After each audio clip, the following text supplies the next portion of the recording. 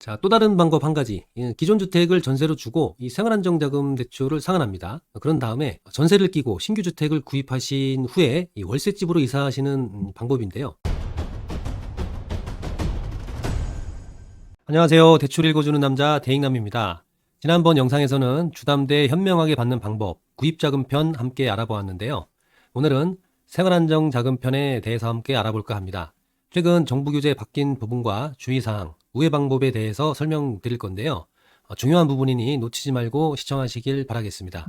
지난 영상인 구입자금 편에 대해서는 위에 링크를 올려드리도록 하고 시작하겠습니다. 먼저 생활안정자금이란 무엇일까요? 많은 분들이 생활안정자금이랑 주담대가 무슨 상관이 있느냐고 물으시는데, 생활안정자금은 주담대의 일환입니다. 그 이유는 주택을 담보로 하기 때문인데요. 살아가다 보면 갑작스럽게 돈이 필요할 때가 있지 않습니까? 이때 주택을 담보로 해서 생활안정자금을 대출을 받을 수가 있습니다. 일반적으로 소유권 이전 등기 3개월 이전에는 구입자금이 되겠고요. 3개월 이후에 받는 모든 주택담보대출은 구입자금 대출이 아니라 생활안정자금이 됩니다.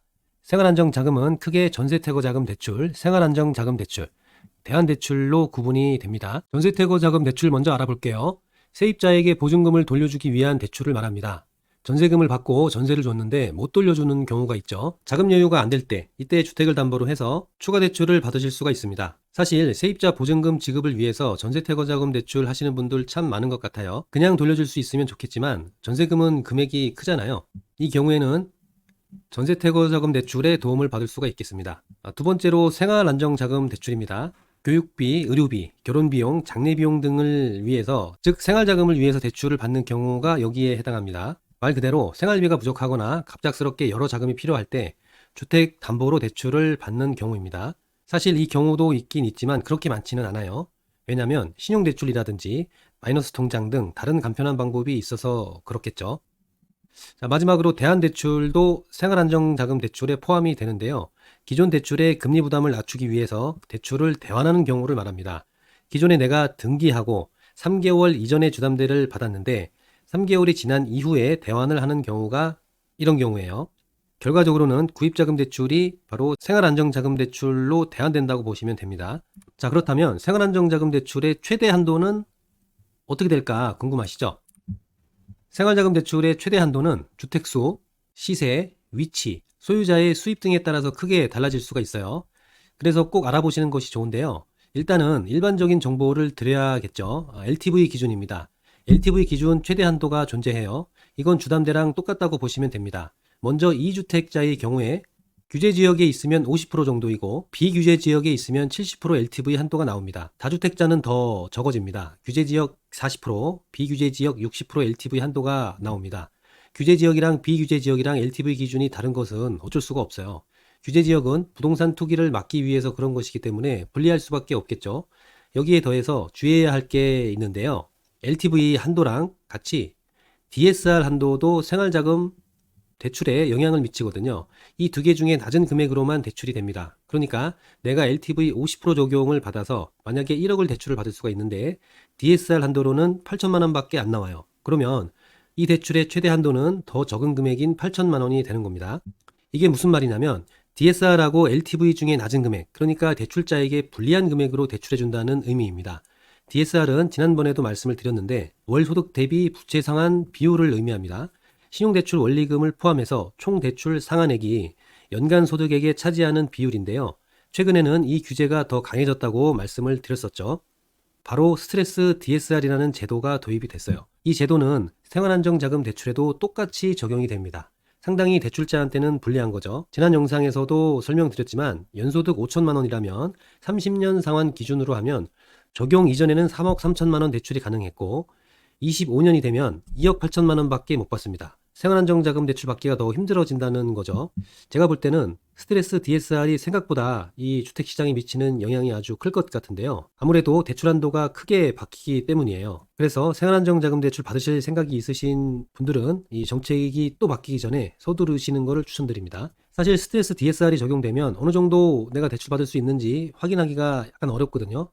궁금하신 분들은 네이버 DSR 계산기를 이용하시면 되고요. 밑에 보시면 스트레스 DSR 적용 내용도 있으니까 이것도 적용해서 계산해 보시면 개인마다 비교적 어느 정도 정확한 DSR 적용 한도를 아실 수가 있을 겁니다. 자, 이번 영상의 핵심이에요. 그렇다면 생활안정자금 대출 받을 때 주의해야 할 점이 무엇이냐? 바로 추가주택 매수 금지 약정입니다. 생활안정자금 대출을 받게 되면요, 추가주택 매수가 금지되는데요. 저번 정부에서도 그랬지만 이번 정부 입장에서는 주택 투기도 막고 부실 대출도 막을 수가 있으니까 이런 제도를 만들어 놓은 거예요. 많은 분들이 이걸 모르고 생활안정자금 대출 받은 후에 추가주택 매수를 했다가 큰일을 겪으시는 경우가 많습니다. 생활안정자금 대출 받으면 추가주택 매수는 어렵다는 점 기억해 두시고요. 대환의 경우도 마찬가지입니다. 주택 구입 목적으로 주담대를 대환하는 경우도 등기 이전이 3개월이 되었으면 생활안정자금 대출이 되는데 억울하게 추가주택 매수가 안 될 수가 있어요. 내가 향후 주택 구입 계획이 없다, 그러신 분들만 대환대출 생활안정자금 대출로 해주시는 거 추천드리고요. 만약에 생활안정자금 대출 받은 이후에 주택을 또 구입하면 약정 위반이 되는 거니까 이 부분 꼭 주의하시기 바라겠습니다. 자, 그러면 약정 위반일 적용 기준은 어떻게 되느냐도 궁금하실 거예요. 일반 매매랑 분양권이랑 다르거든요. 분양권은 약정 위반 사항이 아닐 것이다 생각하시는 분들도 계십니다. 그런데 이 생활안정자금 대출은 분양권도 약정 위반 사항에 포함이 되거든요. 이 분양권도 조심하셔야 돼요.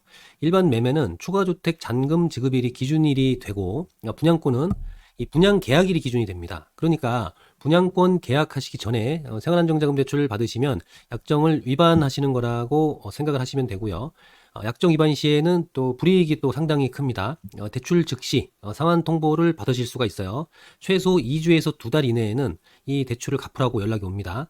그리고 또 이 3년 동안 주택 관련 대출도 금지가 되니까 아주 불이익이 크죠. 신용도 하락도 무시할 수가 없고요.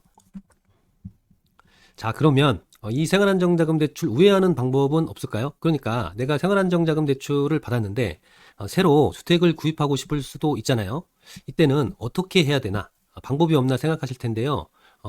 있습니다. 먼저 내가 생활안정자금 대출 받았는데 다시 주택을 구입하고 싶다, 이런 경우는 기존 생활하시던 주택이 있을 거 아닙니까? 이걸 전세로 주십시오. 그런 다음에 전세금으로 생활안정자금을 상환하는 겁니다. 그리고는 여러분들이 살 주택을 새로 구입하고 구입자금 대출을 받으시면 되겠습니다. 그러면 생활안정자금 대출 약정 위반도 하지 않고 추가 대출도 가능하게 되는 거죠. 자, 다음은 이금융권의 사업자담보대출을 활용하는 건데요. 그런데 이 상품이 요즘 쉽지가 않습니다. 얼마 전에 이 사업자 대출을 활용해서 굉장히 고가의 아파트를 매수했다라는 그 어떤 한 정치인의 이슈도 있었고요. 뭐 아시는 분들은 아실 거예요. 이 생활안정자금 대출을 사업자담보대출로 또 이 대환하는 게 사실상 쉽지가 않아요. 그렇다 보니까 일부 지점에서만 취급을 하거든요. 이 지점 찾기도 또 쉽지가 않습니다. 그래갖고 이금융권 사업자 대출로 일단은 대환하는 것도 가능은 하지만 지점이 많지 않기 때문에 그렇게 쉽지는 않다라는 거 알고 계시면 좋고, 그래도 어떻게 최후의 수단으로는 또 이 방법을 또 이용을 해야 되니까 이런 방법도 있다라는 거 알고 계시면 좋겠고요. 자, 또 다른 방법 한 가지. 기존 주택을 전세로 주고 이 생활안정자금 대출을 상환합니다. 그런 다음에 전세를 끼고 신규 주택을 구입하신 후에 이 월세집으로 이사하시는 방법인데요. 이 방법은 그렇게 권장드리고 싶지는 않아요. 그래도 자금이 부족한 상태에서는 부동산 투자 기회를 놓치고 싶지 않은 그런 경우도 있기 때문에 이 방법이 도움이 될 수도 있습니다. 자, 오늘 영상 내용은 아주 중요한 부분이니까 주택을 소유하고 계신 분들이나 소유 예정이신 분들께서는 꼭 알아두셔야 할 내용이에요. 몇 번이고 반복해서 보셔도 되니까 꼭 숙지하고 계시고요. 다음 영상에서는 많은 분들께서 관심 있으신 은행 주담대와 보험사 주담대 중 어디가 더 나은지 알아보고 여러분들께 알려드리도록 하겠습니다. 자, 아무쪼록 대출 알아보고 계시는 분들은 잘 알아보셔서 좋은 결과 있기를 바랍니다. 감사합니다.